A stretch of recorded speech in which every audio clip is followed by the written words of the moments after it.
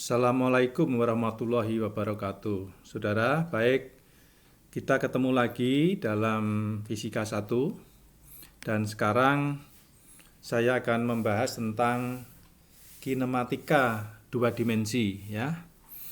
Jadi kinematika ini bahasa dari gerak ya, yang belum memperhitungkan sebab-sebabnya. Oleh karena itu kita sebut dengan kinematics ya. Dan kali ini bahasanya menginjak ke two-dimensional kinematics ya. Baik, apa yang akan kita pelajari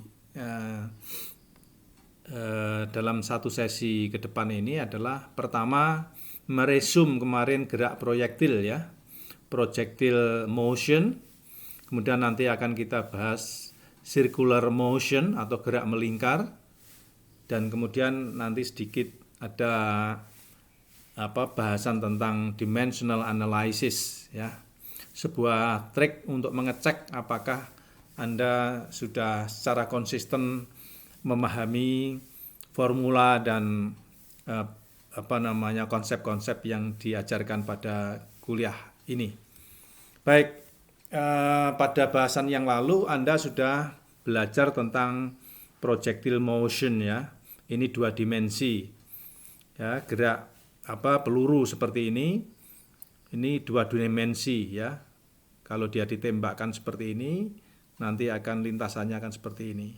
Dan dia membuat gerak dalam dua dimensi. Selain sumbu X, dia juga bergerak dalam sumbu Y. Dan Anda sudah belajar bagaimana menentukan posisinya X-nya ya.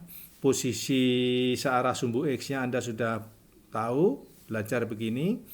Kemudian Vx-nya juga Anda sudah belajar ya. Percepatannya Anda sudah tahu. Demikian juga yang arah sumbu Y Anda sudah tahu cara menentukan baik posisi, kecepatan maupun percepatannya. Baik. Dan nanti hasil akhirnya adalah resultan dari vektor-vektor yang searah dengan X dan searah dengan sumbu Y. Baik, sekarang kita melangkah ke gerak melingkar ya, circular motion ya. Oke.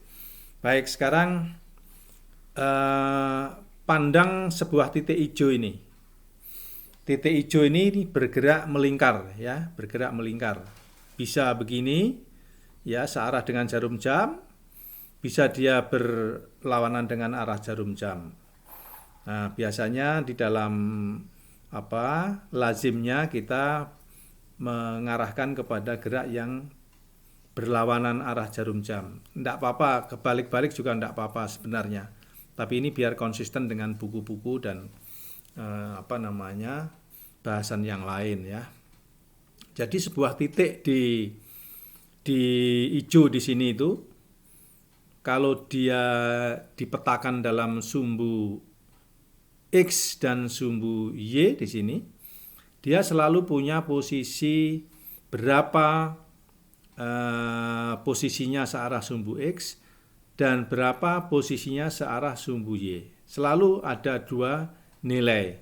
Ya, karena ini memang two dimensional ya. Nah, kalau misalnya ini jari-jarinya lingkaran ini jari-jarinya R ya, R besar. Ya, jadi R besar itu adalah besarnya R kecil. Jadi kalau R kecil ini adalah vektor ya, vektornya. Ya, vektor posisi dari titik hijau ini, si hijau saya sebut sebagai si hijau ini. Ini vektor posisinya adalah R kecil ini. Nah, besarnya adalah nilainya adalah R besar. Ini jari-jari ya, jari-jari. Nah, oke. Nah, jadi si hijau ini kalau dia bergerak begini, maka baik X-nya maupun Y-nya berubah. Kalau misalnya masih di sini, X-nya agak gede ya, tapi Y-nya agak kecil. Ya, gitu. Demikian dan seterusnya. Jadi kalau dia sudutnya ini bergerak, omega T ini sudut ya.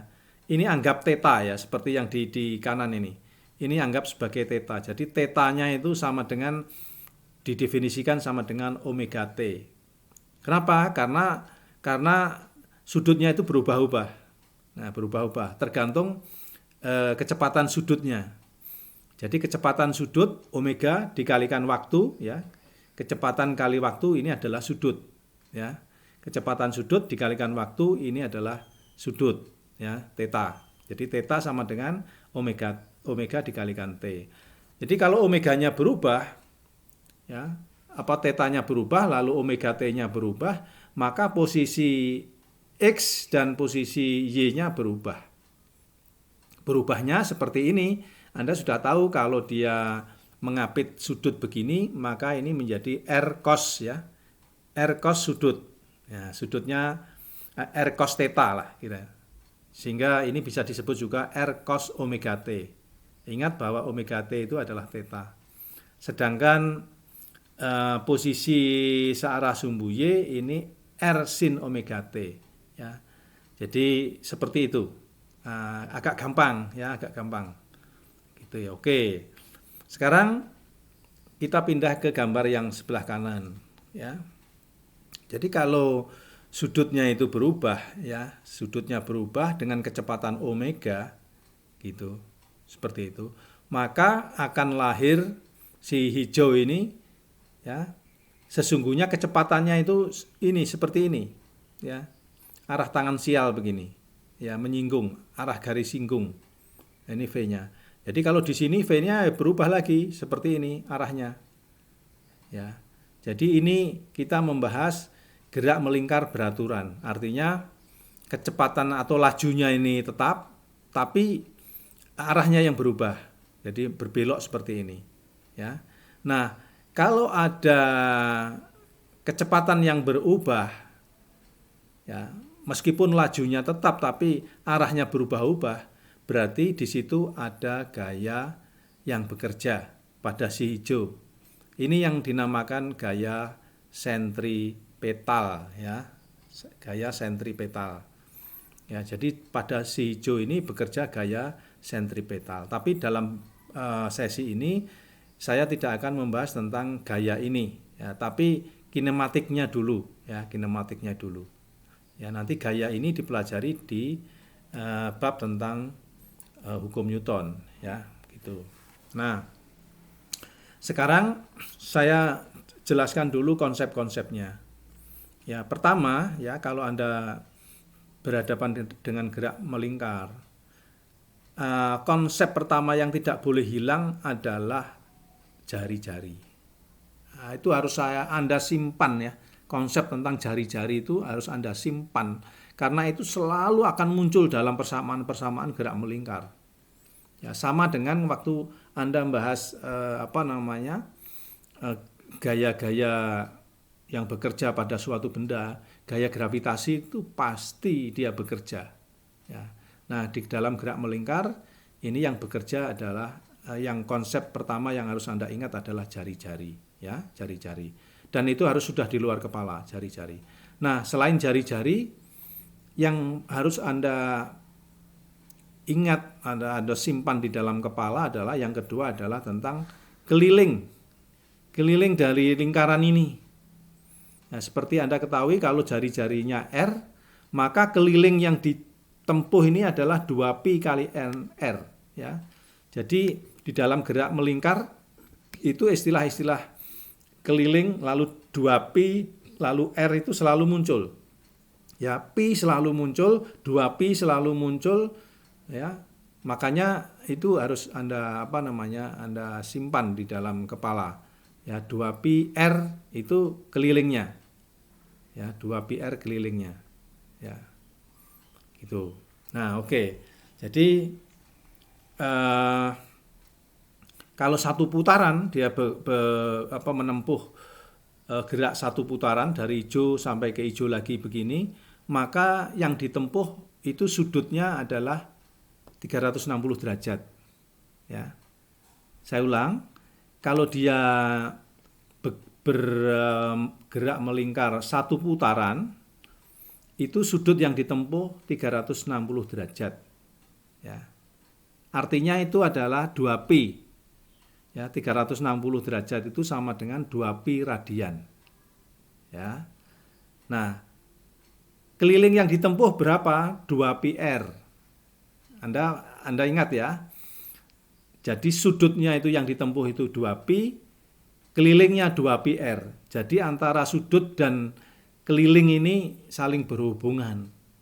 Ya, hanya perbandingannya sama dengan r. Sudutnya 2pi, kelilingnya 2pi r. Ya. Jadi Anda ingat itu ya, yang kedua itu ya, tentang keliling dan hubungan keliling dan sudut ya. Jadi hubungannya keliling dan sudut itu hanya faktor pengalinya hanya r. Ya. Jadi keliling sama dengan sudut dikalikan r. Kira-kira begitu ya. Oke. Nah, sekarang kita bahas, kita sudah tahu bahwa posisi X-nya itu R cos omega T ya. Ingat ya, ini ya. R-nya yang ini, cos karena dia proyeksi di sini, lalu cos theta ya. Berarti R cos theta. Nah, ini anggap Anda mengatakan R cos theta. Ya. R cos omega T yang Y-nya adalah R sin omega T. Nah, gitu. Nah, di pelajaran yang lalu Anda kan sudah tahu bahwa kecepatan, kalau Anda punya posisi, ini posisi ya. Ingat, baris yang pertama ini posisi. Yang kiri ini posisi dalam arah sumbu X, yang kedua ini posisi dalam arah sumbu Y.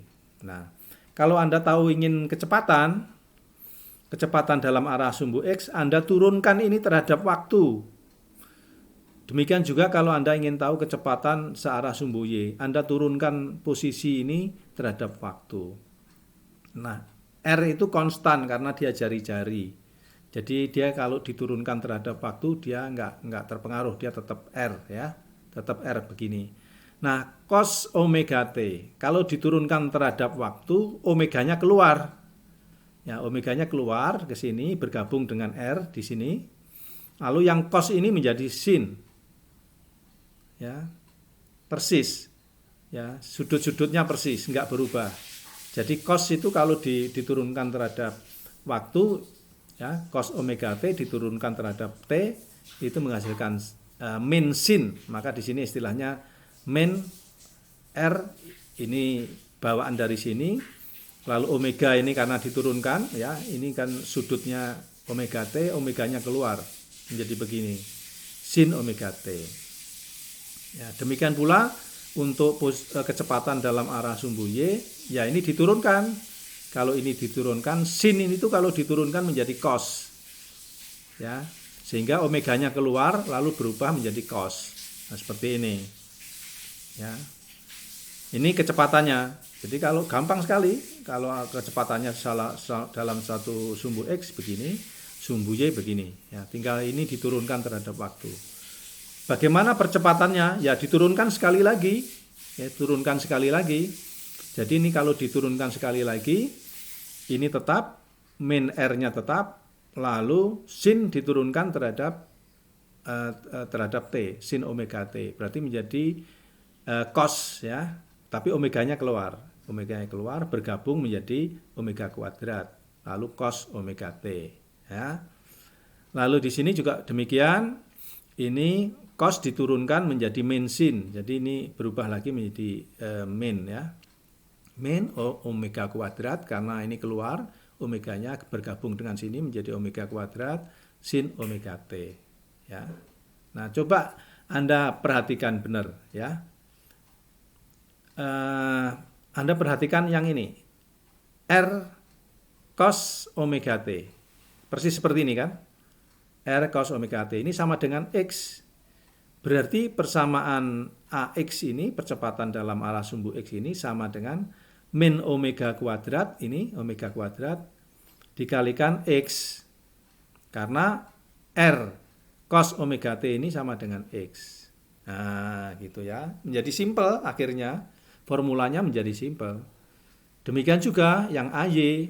sama dengan min omega kuadrat Y, ya, sama ini ya, min omega kuadrat Y, karena R sin omega T itu sama dengan Y, ya. Jadi bisa dituliskan begini. Nah, ini kalau di jumlah saudara, ini kalau Anda jumlah, ini akan menjadi omega dikalikan R, ya, omega kuadrat dikalikan R seperti ini, ya. Jadi ini besarnya berapa? Besarnya sama dengan V kuadrat per R, ya, besarnya.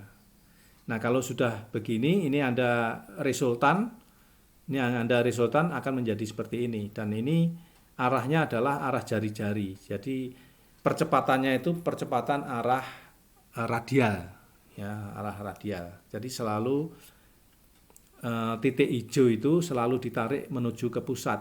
Nah, itu namanya gaya sentripetal nanti ya. Nah, V-nya berapa? V-nya kalau ini Anda Pitagoras ya.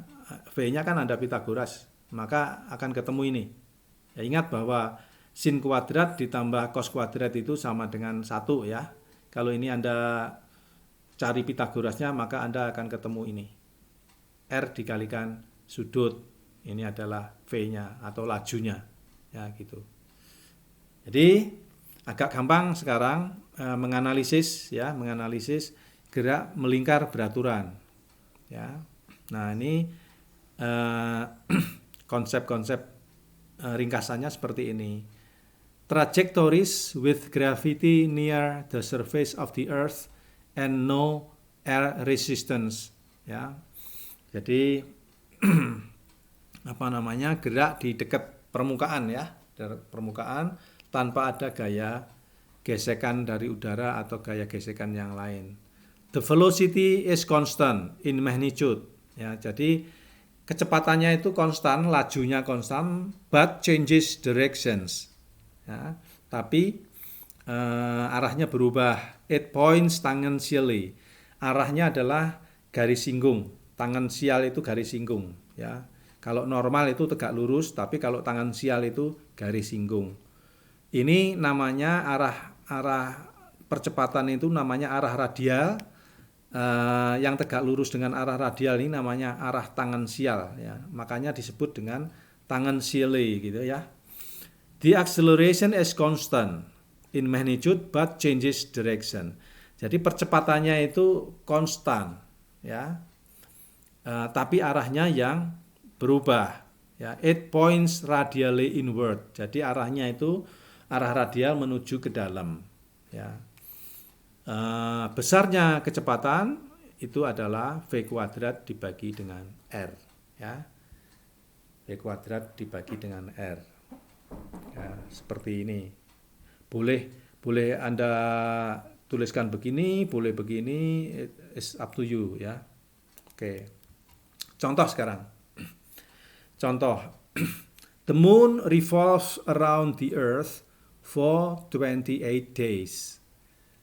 Jadi bulan mengelilingi bumi, 1 bulan itu 28 hari, ya. The distance between the earth and the moon itu 380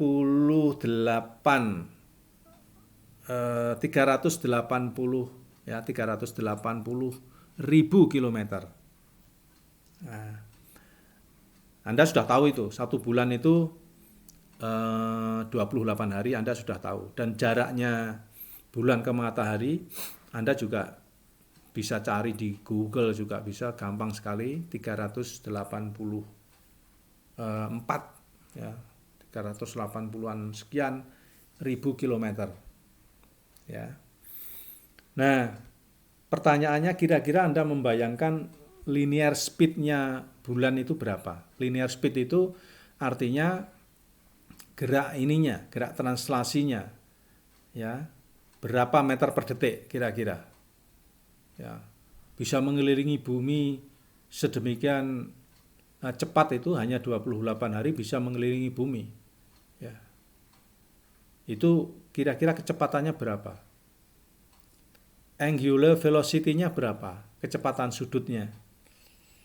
Ya, maksudnya dalam 1 menit itu menempuh berapa derajat perubahan sudutnya. Ya.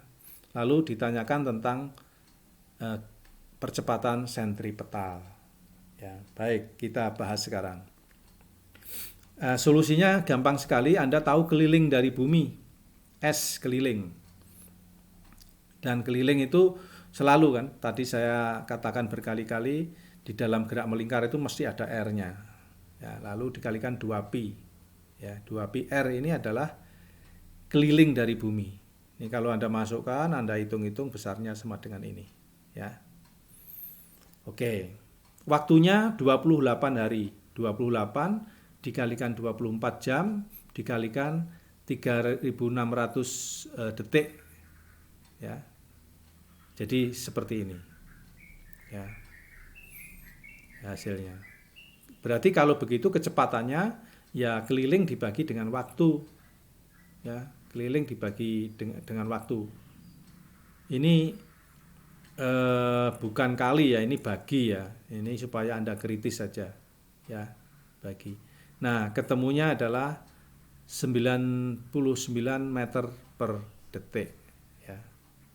99 meter per detik. 1 detik itu kira-kira menempuh jarak antar gawang dari lapangan sepak bola yang 100 meter itu, yaitu per detik. Ya, kecepatannya segitu. Nah, kecepatan sudutnya sama dengan V dibagi dengan R. Ya, jadi ini 99 meter per detik ini dibagi dengan jari-jarinya. Jadi kecepatan sudutnya itu 3,58 kali 10 pangkat min 7 radian. Ya, sudutnya ya lambat ya karena jaraknya jauh. Ya, maka kecepatan sudutnya sekian dalam 1 detik akan menempuh 3,58 kali 10 pangkat min 7 radian. Ya, kecepatan sudutnya berubahnya itu. Ya. Nah, kalau Anda ditanya berapa kecepatan sentripetalnya, ya V kuadrat dibagi dengan R, 99 kuadrat dibagi dengan R. Ketemunya 26 kali 10 pangkat min 6 meter per detik kuadrat. Ya, Anda bandingkan dengan percepatan gravitasi. Jauh ya. Ini jauh lebih kecil dari percepatan gravitasi. Ya. Itu. Baik. Sekarang sesuai dengan apa yang disampaikan di depan tentang dimensional analysis. Anda harus membiasakan diri mengecek ya kalau sedang misalnya Anda mengerjakan soal atau latihan, Anda bikin sketsa lalu ngecek apakah jawabanmu itu sudah benar atau belum. Anda bisa melakukan itu dengan dimensional analysis. Ini adalah checking ya untuk memeriksa apakah Anda melakukan kesalahan-kesalahan yang tidak perlu ya. Contoh misalnya percepatan sama dengan V kuadrat per R. Ini benar nggak? Anda ragu-ragu apa ya? Percepatan itu V kuadrat per R atau per R kuadrat atau V per R? Saya kok lupa. Nah, Anda lakukan namanya analisis dimensional. Ya, misalnya gini. Oh ya, percepatan itu ingat Anda adalah meter per detik kuadrat. Ya. Seandainya Anda lupa, misalnya lupa V kuadrat per R, maka pasti itu salah ya. Itu salah. Misalnya Anda mengatakan suatu ketika ingatmu itu bukan V kuadrat per R, misalnya V per R gitu ya. Nah, itu pasti salah karena kalau V per R di sini itu meter per detik, ini itu meter, sehingga kalau dibagi itu menjadi per detik. Jadi nggak cocok dengan satuannya percepatan yang meter per detik kuadrat. Ya gitu loh. Ya. Ini kalau Anda suatu ketika lupa atau harus kembali kepada analisis dimensional begini. ya. Ini V kuadrat per R, jadi ini meter per detik, Anda kuadratkan dibagi dengan meter, ya, ketemunya adalah meter kuadrat per detik kuadrat per meter. Jadi ketemunya meter per detik kuadrat. Oh, berarti benar, ya. Itu adalah cara untuk mengecek apakah formula-formula yang Anda simpan itu benar apa tidak. Tolong Anda kalibrasi dengan melakukan analisis dimensional. Baik saudara, ini catatan dari perkuliahan sesi ini. Position, velocity, and acceleration are all vectors and need to be manipulated using either arrows, kualitatif, or components, kuantitatif. Ya. Jadi semuanya adalah vektor yang harus dijumlah, dikurangkan secara vektor pula. A vector can change by changing its magnitude, speed, or direction, or both. Ya. Vektor bisa berubah dengan mengubah arahnya atau besarnya atau mengubah dua-duanya. Ya. All three changes imply the presence of an acceleration. Jika vektor-vektor itu berubah, kecepatan-kecepatan itu berubah, semuanya itu menunjukkan adanya percepatan, gitu ya. Checking the units of dimensions of an answer will help to guard against simple careless mistakes. Jadi kalau suatu ketika Anda sudah ketemu hasil atau Anda lupa rumus, Anda coba lakukan analisis dimensional untuk meyakinkan bahwa persamaan-persamaanmu itu sudah benar.